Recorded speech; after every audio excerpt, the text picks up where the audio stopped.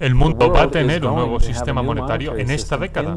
Vamos a experimentar esta enorme crisis deflacionaria mundial y la gente va a perder la confianza en la divisa y a lo que se vuelve una y otra vez en la historia, durante los últimos 5.000 años en realidad, es el oro y la plata. Estamos entrando en un periodo de crisis financiera que será la más grande conocida hasta ahora. La transferencia de riqueza que tendrá lugar en esta década es la mayor transferencia de riqueza de la historia.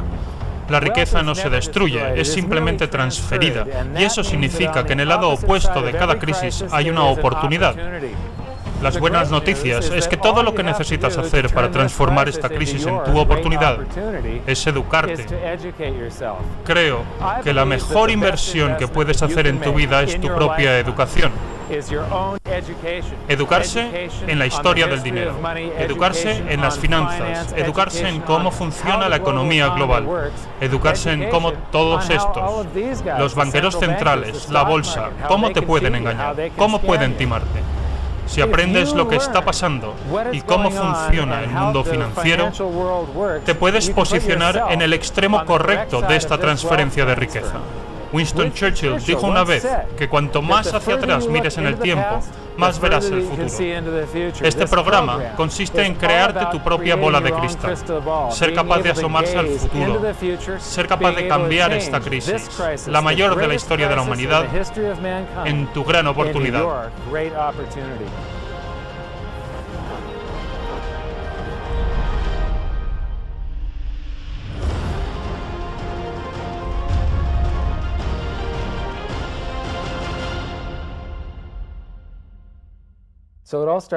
Todo empezó en 1999, cuando mi hermana y yo contratamos un asesor financiero para ayudar a mi madre con sus activos. Le dimos control sobre el patrimonio familiar. En un año y medio perdió el 50%. Cada 6 meses nos reuníamos y tenía una sonrisa enorme en la cara y nos decía: lo hemos hecho muy bien, el S&P ha perdido el 24% y tú solo has perdido el 18%.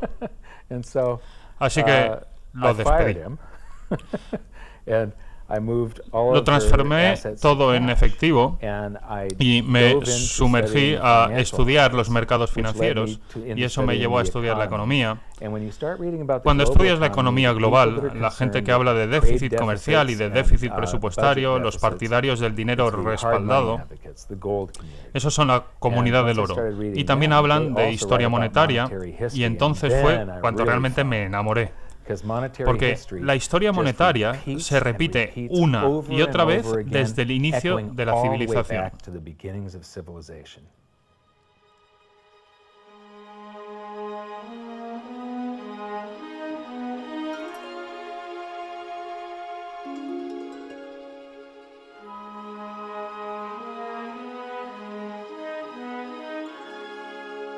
Gold and silver have been the predominant currencies for about 5,000 years.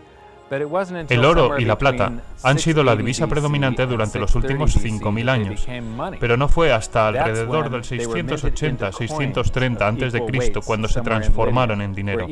Fue cuando se acuñó en monedas, en algún lugar del reino de Lidia, y tenían el mismo peso y tamaño, lo que las hizo intercambiables, es decir, fungibles. A partir de ahí, se hicieron útiles como unidad de cuenta, una medida con la que podías fijar un precio, una cantidad de monedas determinada que era igual para todos en cualquier lugar cuando se compraba ese bien o servicio. Pero no fue hasta que se llegó a la primera sociedad de mercado libre, el prototipo de la democracia, la cuna de la civilización, Atenas, cuando su uso se generalizó. De repente, el dinero había encontrado su casa, su medio natural, el mercado libre. Atenas fue la primera sociedad en tener un sistema impositivo de trabajo y mercados libres. Esto los entronó como el pináculo de la civilización. Su prosperidad les permitió crear grandes obras de arte y alcanzar un nivel de ingeniería y arquitectura no visto hasta entonces. Aquí estamos, 2.500 años más tarde, asombrados aún de sus logros. Fue un periodo fantástico de la historia de la humanidad, y la estrella ateniense brilló durante muchos años. Esto provoca la pregunta: ¿en qué se equivocaron? ¿Cómo una sociedad tan poderosa pudo caer? La respuesta se encuentra en el patrón que se encuentra a lo largo de la historia. Demasiada avaricia, demasiada guerra. Fue cuando se involucraron en las guerras del Peloponeso, con Esparta, cuando comenzaron sus problemas monetarios. Primero, perdieron el acceso a las minas de oro y plata. Además, estaban pagando ejércitos de infantería, a pie, a muchos kilómetros de Atenas. Así que, mientras pagaban a sus ejércitos para comprar bienes y servicios en las poblaciones de destino, la deflación aflora en Atenas, porque enviaban toda la acuñación de moneda fuera. Entonces, empezaron a aumentar la base monetaria para pagar la guerra. Si recoges 1000 unidades con impuestos, la fundes y mezclas ese oro con un 50% de cobre, entonces puedes acuñar 2000 unidades. Así que si recoges 1000 unidades y te gastas 2000, ¿cómo se llama? Se llama gasto deficitario. Atenas comenzó esto durante la guerra con Esparta. También construían enormes infraestructuras públicas que eran tremendamente caras. Y terminaron el templo de Atenea Nike durante la tregua, ya que hubo una tregua de 6 años durante esta guerra de un total de 27. Así que no cesaron las obras públicas para permitir que su economía de mercado se recuperara del gasto de la guerra. Mientras devaluaban su moneda, la gente aceptaba esa moneda por su valor facial, hasta que hubo demasiadas. Existe una llamada ley de Gresham que dice que la gente tiende a acumular aquello que es escaso y valioso, y por tanto tiende a gastar en primer lugar aquello que es más común. Así que las monedas de oro y plata empezaron a desaparecer de la circulación, convirtiéndose en escasas. De esta manera, solo eran accesibles las monedas de cobre. De repente, hacía falta una gran cantidad de monedas para comprar una sola moneda de oro o plata pura. Y esta fue la primera vez en la historia que el oro y la plata tuvieron un precio, ya que antes de todo, eso se referenciaba a un peso en oro o plata. Así que un factor importante en la caída de Atenas fue el gasto público en la guerra, en la expansión del imperio, la devaluación de la moneda y la posterior inflación provocada. Acuñaron monedas hasta que se convirtió en pedazos flexibles de cobre. Fue la primera hiperinflación conocida y debilitó financieramente a Atenas, hasta el punto en el que en el 404 a.C. se rindieron a Esparta y acabaron siendo un satélite de Roma.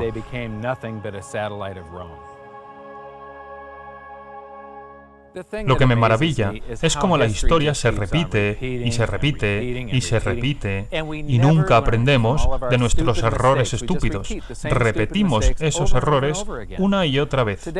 Hoy estamos haciendo lo mismo que los atenienses, lo que provocó la pérdida de su cultura. Estamos devaluando de la misma manera, manteniendo el mismo gasto público y por las mismas razones, por la guerra y por las grandes obras públicas.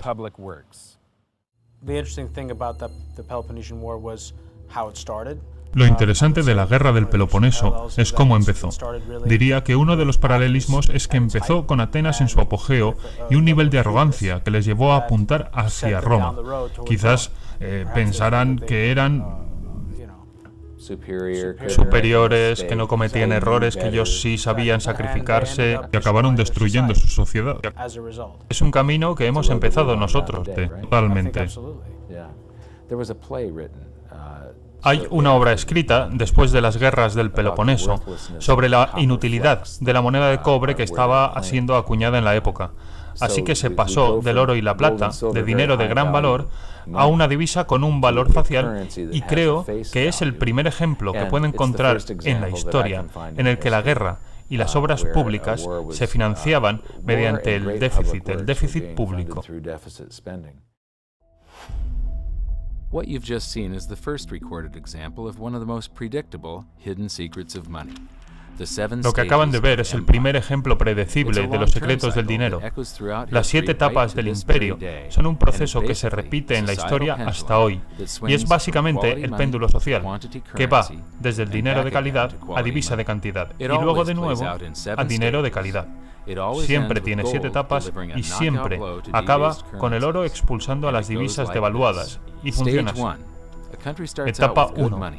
Un país empieza con dinero de calidad, que son oro o plata o divisa respaldada por oro o plata. Etapa 2. Conforme se desarrolla económica y socialmente, el Estado empieza a tener cargas económicas, añadiendo capas de obra y gasto público. Etapa 3. Conforme crece su influencia económica, crece también su influencia política y aumenta los gastos para financiar un ejército cada vez más grande. Etapa 4. Pone a trabajar a su ejército y el gasto se dispara. Etapa 5. Para financiar la guerra, roba el patrimonio de sus ciudadanos mediante la devaluación de la moneda, con metales básicos o transformando el dinero en divisa sin límites de producción. Etapa 6. La pérdida del poder adquisitivo es percibida por su población en los mercados financieros, impulsando la pérdida de fe en la divisa. Y etapa 7. Hay una retirada desde la divisa hacia los metales nobles y activos tangibles. La divisa colapsa y el oro y la plata suben de precio, hasta que se iguala la cantidad de divisa que se creó. Este proceso transfiere la riqueza a aquellos que han previsto la debacle y se han posicionado antes en dinero sólido, en dinero respaldado por oro o por plata.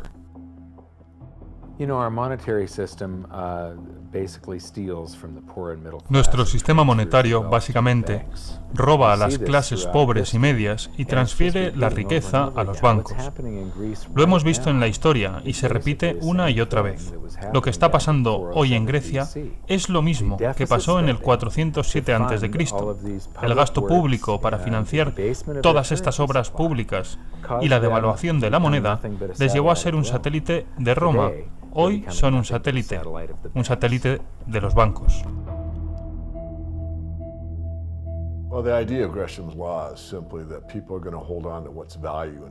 La idea central de la ley de Gresham es que la gente va a acumular aquello que es valioso y se va a gastar aquello que es menos valioso.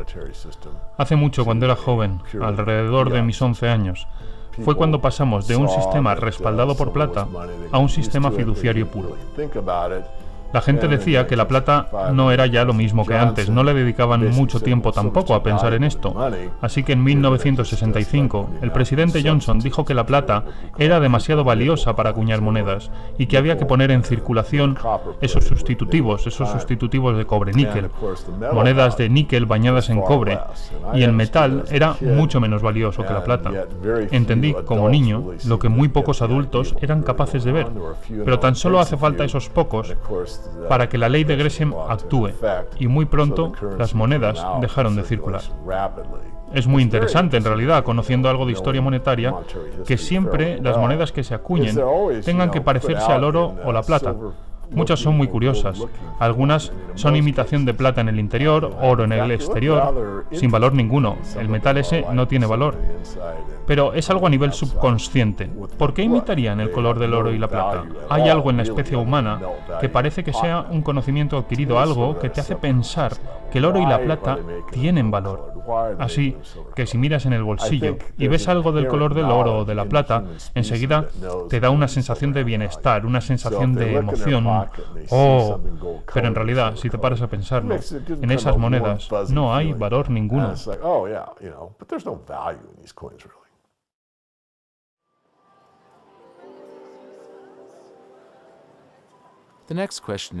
La siguiente pregunta es: ¿cómo me afecta esto a mí? Mi siguiente parada era en Londres, donde se me pidió que diera una charla a un grupo de empresarios. Querían entender las razones de la subida del oro en los últimos tiempos, y les comenté que para entender el oro hay que entender la historia monetaria.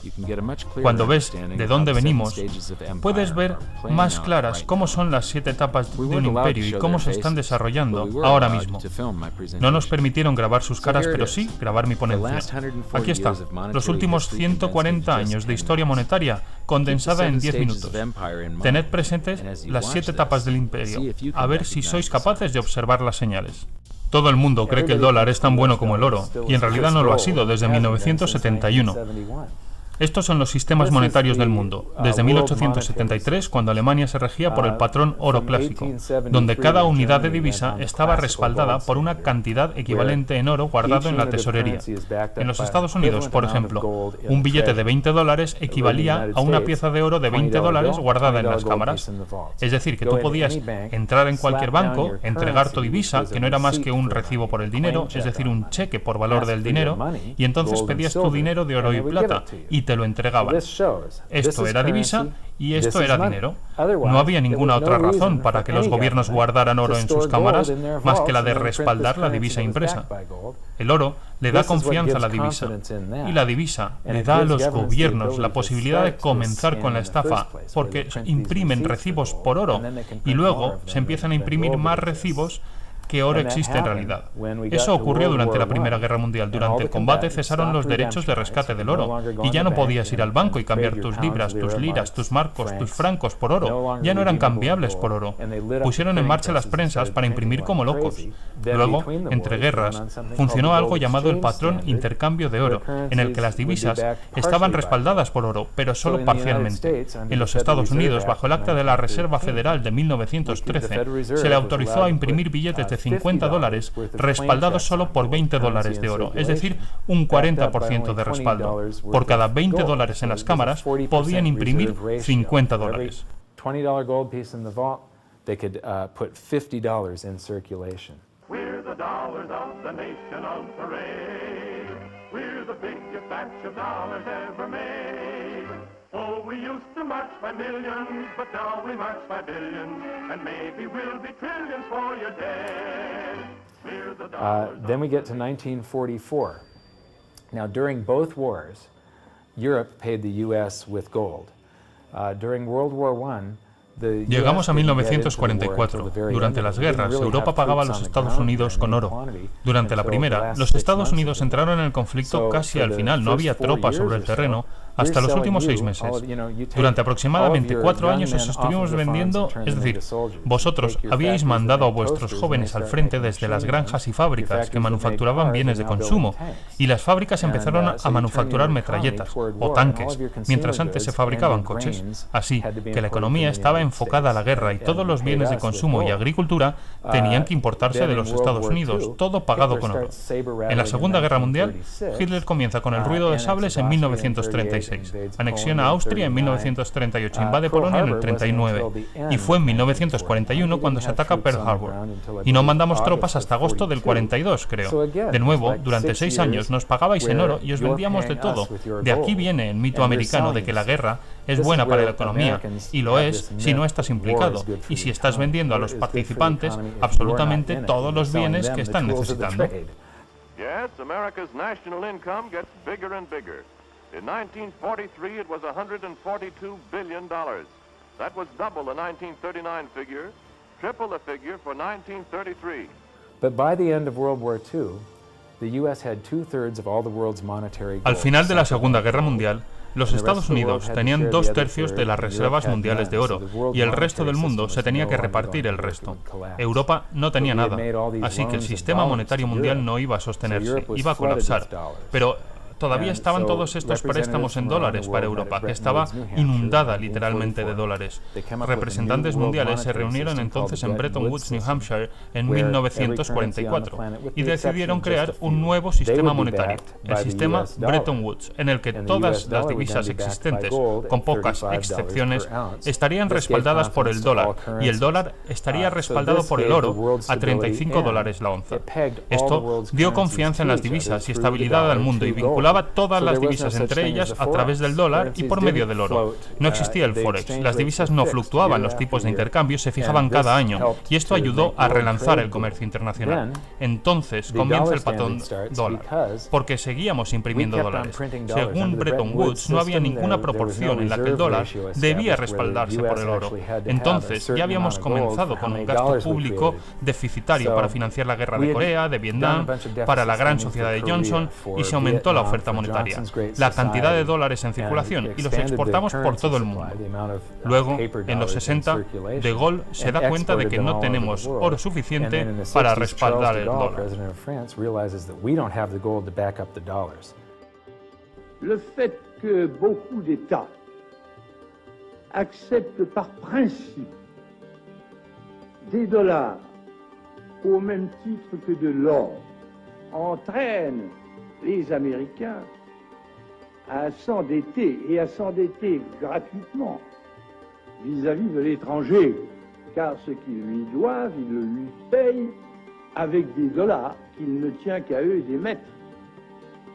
Nous estimons nécessaire que les échanges internationaux soient établis comme c'était le cas avant les grands malheurs du monde,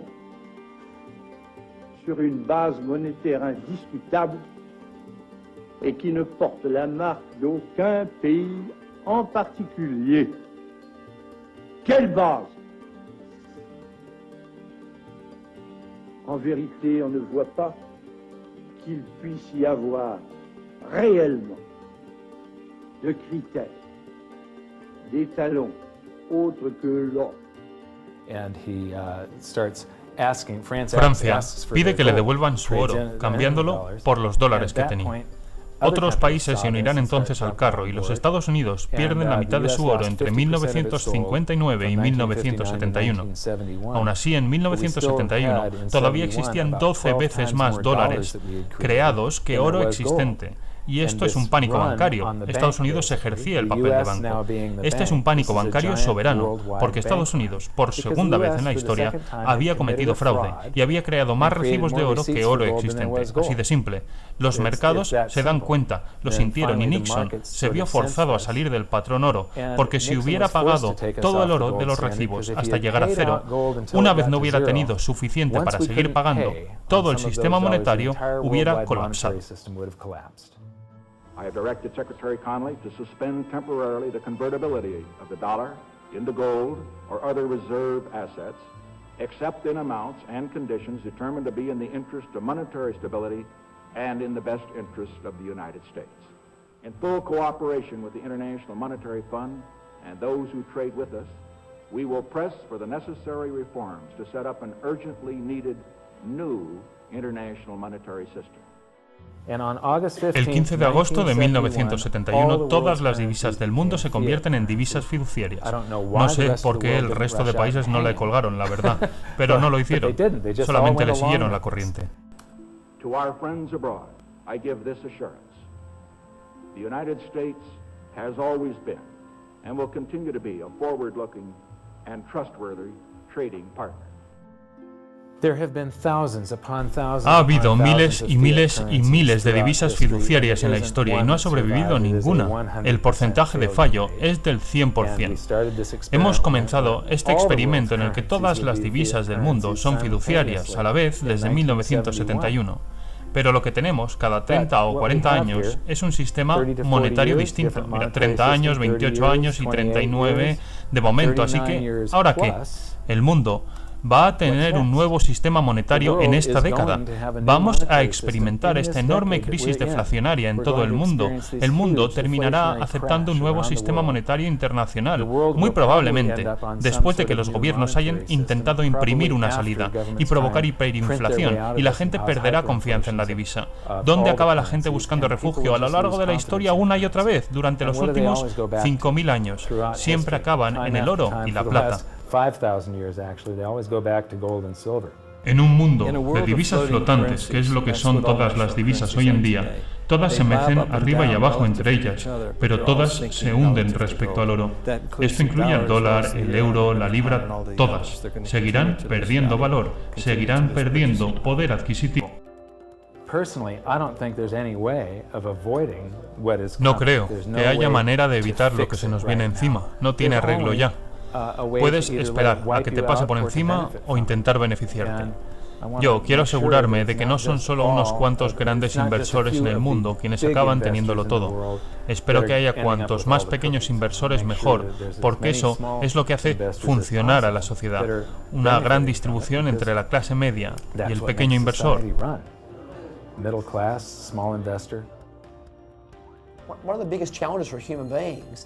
Uno de los desafíos de la especie es que estamos diseñados para operar en inminencia. Esto está literalmente en mis entrañas. Cuando estoy en la selva, o bien estoy buscando algo de comer o asegurándome de que no soy comida. Eso se traslada al mundo moderno, en que solo pensamos en lo que está frente a nosotros, en la inmediatez. Pensamos que la semana pasada es hace mucho tiempo. En el mundo YouTube, Facebook, mensajes instantáneos, pensamos que 3 segundos es mucho tiempo. ¿Te llegó el correo ya lo has colgado? La realidad es que si observas la historia, no una semana, ni un mes, ni un año, quiero decir décadas, quiero decir 100 años, quiero decir 200 años o más que eso, puedes empezar a ver patrones. Puedes ver que algo ocurre porque la historia se repite y hay una tendencia y hay unos movimientos de los que puedes aprender. Tienes de verdad que dejar atrás tus instintos humanos para observar la historia, porque nos centramos en el ahora, porque eso es comer o ser comido. Hay que ir más allá y no centrarse en el aquí y ahora. Hay que aprender eso tan poderoso que es lo que pasó, porque eso te puede mostrar patrones y dar indicaciones sobre qué es lo que puede ocurrir en el futuro.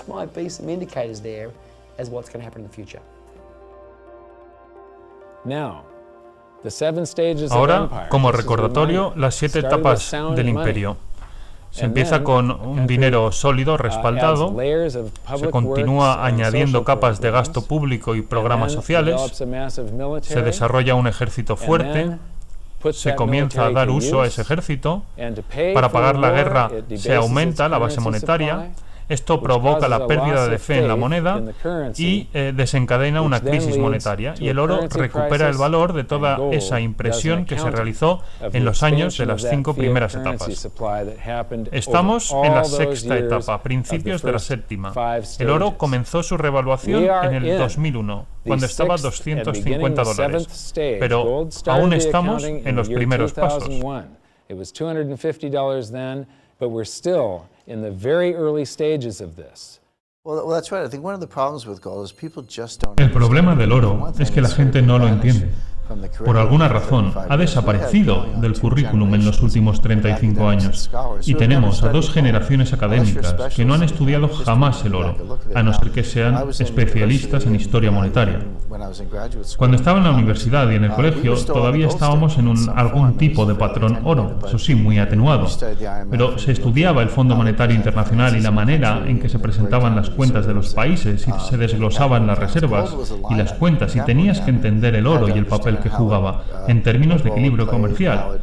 Eso desapareció en 1971 cuando Nixon abandona el patrón oro, así que los alumnos ya no lo entienden. Piensan que es una broma, que es una materia prima con cierto impulso comercial. No entienden que en realidad es el último refugio del dinero.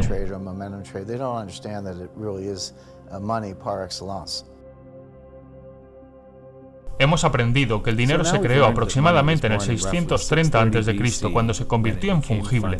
Fueron los mercados libres y el dinero respaldado lo que ayudó a la prosperidad ateniense, pero la devaluación de la divisa para financiar el déficit público de guerras y obras públicas jugaron un importante papel en su caída.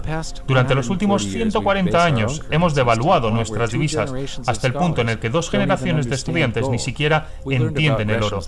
Hemos aprendido la ley de Gresham, que el dinero malo hace desaparecer al dinero bueno. En la historia reciente, cada 40 años más o menos, hemos visto un cambio en el sistema monetario y hemos visto que estamos en la 6ª de las 7 etapas del imperio. Suficiente para este capítulo. Acompáñenme en el siguiente, en el que trataremos sobre el caótico estado del patrón dólar americano y cómo puede afectarle sin importar su lugar de residencia. Cuando escribí mi libro, dije que estábamos entrando en un periodo en el que afrontaríamos la mayor transferencia de riqueza de la historia de la humanidad y, por tanto, es la mayor oportunidad en la historia de la humanidad. He convertido en mi misión ayudar a la mayor cantidad de gente posible a atravesar esta crisis y posicionarse en el lado bueno de esta transferencia. Acabo de terminar una ponencia llamada ¿Cómo se revelará la 7ª etapa?, donde detallo qué estoy haciendo personalmente para prepararme para distintos escenarios. Lo pueden ver en hiddensecretsofmoney.com como parte de la información gratuita. Así que mi desafío es que encuentren un ejemplo en la historia de una crisis provocada por demasiado gasto público y demasiada deuda y demasiada divisa que sea resuelta con más gasto público, más deuda y más impresión de divisa. Hasta entonces, buena suerte y nos vemos en la presentación de hiddensecretsofmoney.com. Gracias.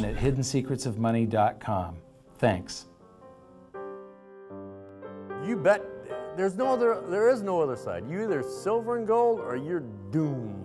That's exactly the way the world is always working. That's the way it's working right now. Turn on the television, watch with the price of gold. Look at the dollar going down, gold's going up, silver's going up.